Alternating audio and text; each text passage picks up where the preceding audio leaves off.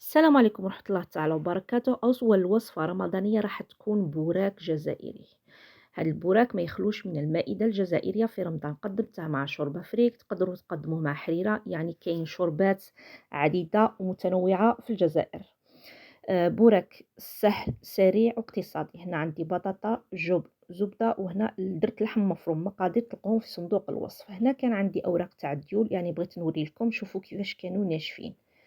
هنايا يعني قلعت غير النص، هذا النص هو اللي غادي نخدم به لي كورني. حضرت الغراء اللي هو الماء مع الطحين. جبت هاد الاوراق تاعنا تاع الديول.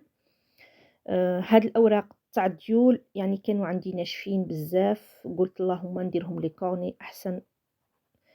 آم، درت لي كورني تاعي بهاد الطريقه. هنا اللي عندها ورقه الديول تقسمها على 2 من الاحسن.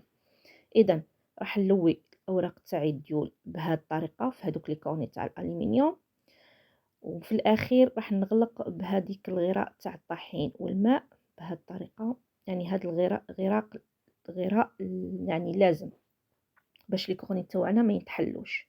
بعد ما نكمل يعني كل لي كورني تاوعي راح نديرهم في فرن 170 درجة مئوية حتى يتحمروا لنا مليح. اذا هنا بعد ما تحمروا لنا ننزعوا هذوك لي كورني تاع الالومنيوم بكل سهولة. هنا وجدت الحشو تاعي درته في جيب الحلواني من الأفضل.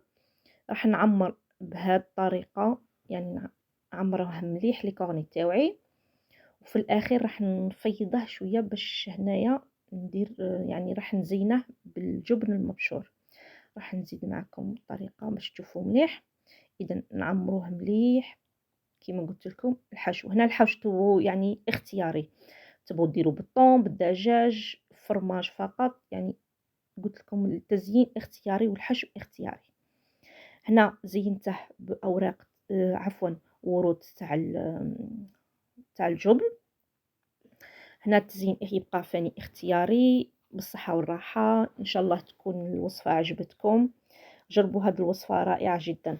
فقط عندي ملاحظة، كي تبغوا تحطوا شوربة تاعكم يعني عمروهم. بالصحة والراحة، دمتم في رعاية الله وحفظه. والسلام عليكم.